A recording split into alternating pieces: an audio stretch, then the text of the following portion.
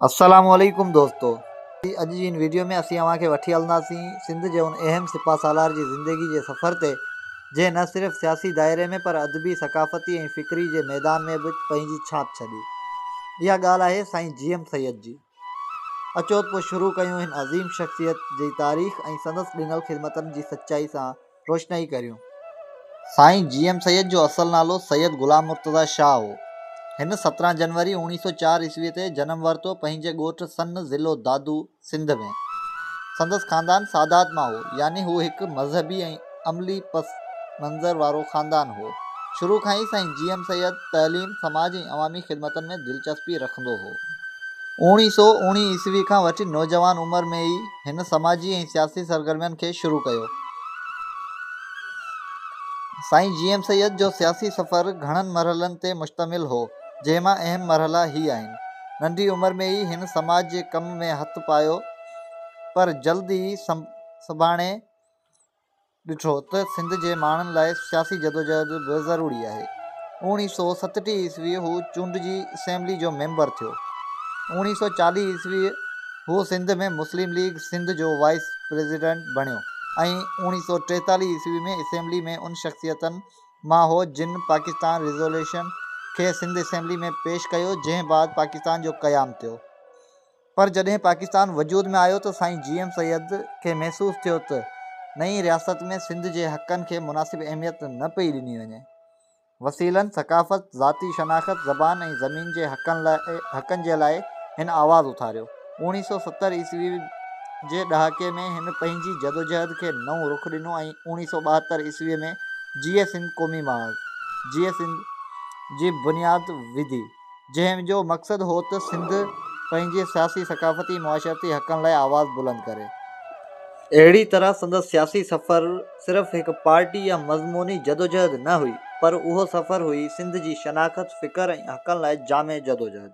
साईं GM सैयद न रुॻो सियासतदान हो, पर हिकु फ़िक्रंगणा, मुसनिफ़, तारीख़दान ऐं सूफ़ी राग जो बि आशिक़ हो। हिन 60 खां वधीक किताब लिखिया, जंहिंजा कुझु मौज़ूआत असां तव्हांखे ॿुधाईंदा हलूं। सियासत, सकाफ़त, तारीख़, मज़हब, फ़लसफ़ो ऐं ॿिया केतिरा ई किताब लिखिया। ख़ासि तौर ते संदसि किताब पैगाम लतीफ़, जियां ॾिठा मुंहुं अहम आहिनि। पैगाम लतीफ़ में हिन सूफ़ी शाइर शाह अब्दुल लतीफ़ भिटाई रहमतुल्लाह अलैह खे सिर्फ़ु सूफ़ी शाइर न, पर समाजी शऊर ऐं सिंध जी क़ौमी सकाफ़त जो नुमाइंदो तारीफ़ ॾिनी आहे।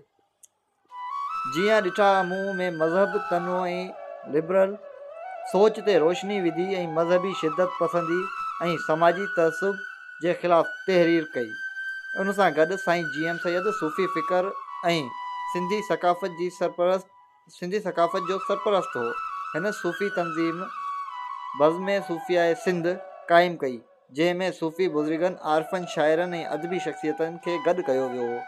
GA सिंध क़ौमी महाज़ उन लिहाज़ सां साईं GM सैयद सिर्फ़ु सियासी अॻुवान न, पर सिंध जो अदबी, फ़िक्री ऐं रूहानी वारिस पिणु हो। साईं GM सैयद जी जदोजहद नफ़ई या ताक़त लाइ न हुई, पर हक़, शनाख़त ऐं क़ौमी शान लाइ हुई। हिन भगत जे तौर ते केतिरा ई साल क़ैद, नज़रबंद ऐं घर नज़रबंदियूं बर्दाश्त कयूं। मजमूई तौर ते तक़रीबन 30 साल हू जेल या नज़रबंदी में रहियो। हिन जो ख़्यालु हो त सिंध जी सकाफ़त, ॿोली, सियासत ऐं ज़मीननि जो हक़ हुजणु घुरिजे। उहो हो जंहिं सिंधु देश जो नारो बुलंद कयो, यानी आज़ाद सिंध जो ख़्यालु, जिते सिंधी अवाम पंहिंजी तक़दीर पाण चूंडे। अहिड़ी आज़ादी ऐं जमहूरी सोच लाइ साईं GM सैयद पंहिंजी सॼी ज़िंदगी क़ुर्बान कई। लिखियो, चयो, एहतजाज कयो, जदोजहद कई, ॼमियल परेशान थियो, पर वापसि नथो मुड़े। साईं GM सैयद पंहिंजे आख़िरी ॾींहं नज़रबंदी या घर नज़रबंदी में गुज़ारिया। साईं 25 अप्रैल 1995 ईस्वीअ ते सिंध खां विछड़ी विया, पर संदसि सोच, संदसि किताब, संदसि आवाज़, संदसि सिंध लाइ फ़िक्र अॼु बि ज़िंदा आहिनि। केतिरनि नस्लनि लाइ हू मिसाल हो, हिकु अहिड़ो माण्हू जंहिं ज़ाती मफ़ादनि बदिरां अवामी हक़नि लाइ पंहिंजो सॼो वजूद क़ुर्बान करे छॾियो।